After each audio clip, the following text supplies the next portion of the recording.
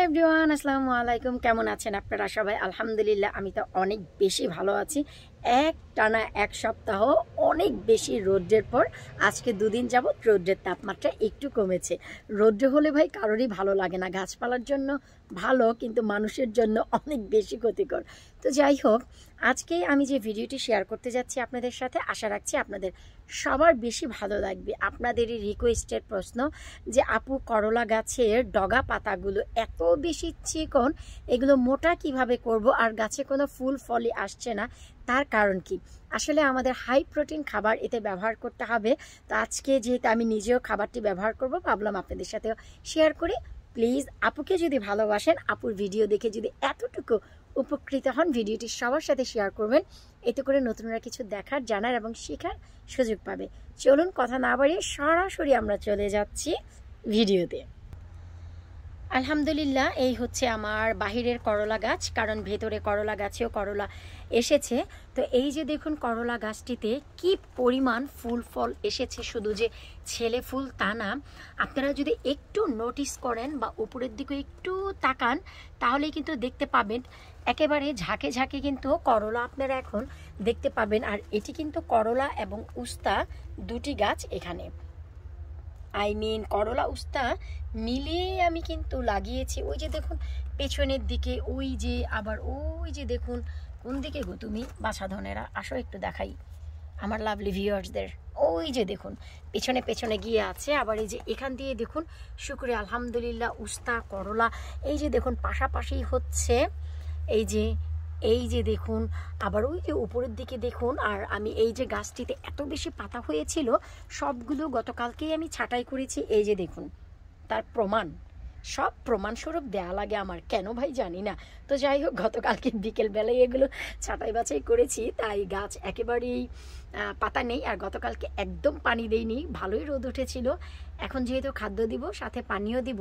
তো এই যে দেখুন, শুকুরে আলহামদুলিল্লাহ এখন কিন্তু গাছে ঝাঁকে ঝাঁকে করলা এবং উস্তাগুলো বড় হচ্ছে। সো আমি এইটুকু জানি যে এখন সেপ্টেম্বর মাস চলছে, আমি এন্ড সেপ্টেম্বরেও এবং ফার্স্ট উইক অক্টোবরের দিকেও আমার এই গাছ থেকে আমি করলা তুলতে পারবো, এইটুকু ভরসা আমার আছে। হাই প্রোটিন জাতীয় খাদ্য যদি দেন, আপনাদের গাছের ডগা পাতা মোটা হতে বাধ্য এবং বাধ্য। এই যে দেখুন করলা গাছের ডগাগুলো কত বেশি মোটা।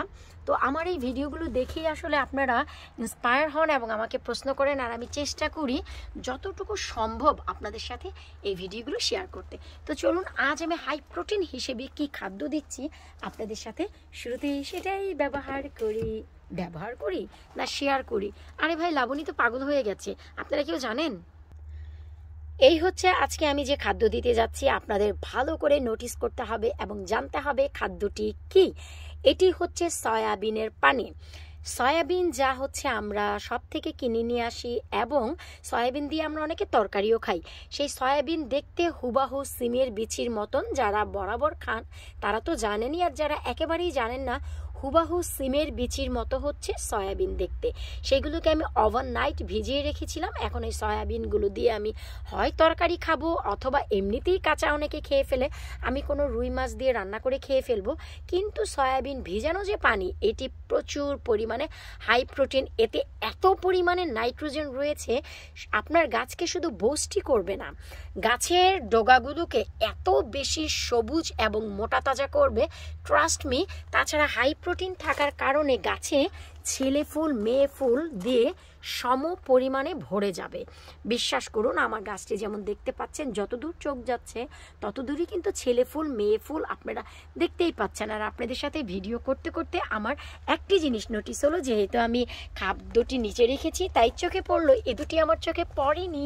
শুকর আলহামদুলিল্লাহ, এই যে এখানে একটি করলা ধরেছে, আবার এই যে ছোট্ট করে একটি উস্তাও ধরেছে।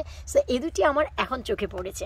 তো যাই হোক, এখানে আমি 1 লিটার নিয়েছি, 3টি গাছের জন্য 1 লিটার যথেষ্ট। এই যে এটার কোনো সিস্টেম নেই, গাছের গোড়ায় গোড়ায় শুধু এই যে দিয়ে দিবেন, পুরো 1 লিটার দিয়ে দিলেই হলো, কোনো সমস্যা নেই।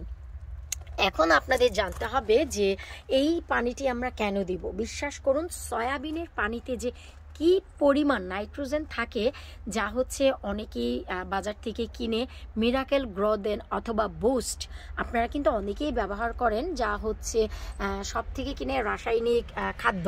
আমি তো রাসায়নিক ব্যবহার করি না, জৈব সারই ব্যবহার করি।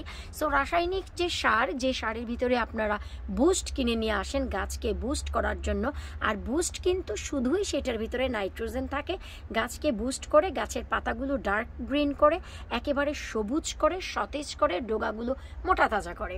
তো আমি যদি অর্গানিক সার ব্যবহার করে আমার গাছকে মোটা তাজা করতে পারি, সবুজ রাখতে পারি, হেলদি রাখতে পারি, অনেক বেশি ফুল ফল আনতে পারি, আপনারাই বলুন আমার কি অন্য কিছুর দরকার আছে? তাছাড়া রাসায়নিক সার যদি কিনতে যান, একটি পটের দাম এমনিই কিন্তু আপনার 5-7 পাউন্ড নিয়ে নেয়। তো আপনি কতগুলো পট কিনবেন? আপনারাই বলুন ভাই, আপনারা বড়লোক কিনতে পারেন, আমি ভাই এত বড়লোক না, আমি ভাই গরিবের বউ, আমি নিজেই ঘরে বানিয়ে ভাই জৈব সার ব্যবহার করতে অনেক স্বাচ্ছন্দ্য বোধ করি।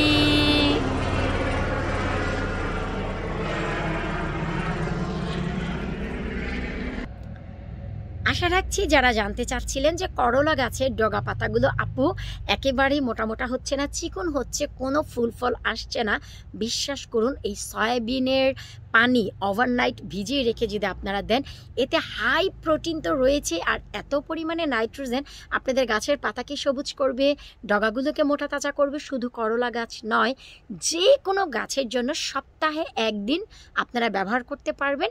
শুধু এইটুকু মনে রাখতে হবে, এটা জৈব সার, 1 লিটারের থেকে যদি বেশি 1.5 লিটার 2 লিটারও দিয়ে দিন কোনো সমস্যা নেই, কারণ এটা রাসায়নিক সার না, গাছের বা ফুল ফলের কোনো ক্ষতি করবে না।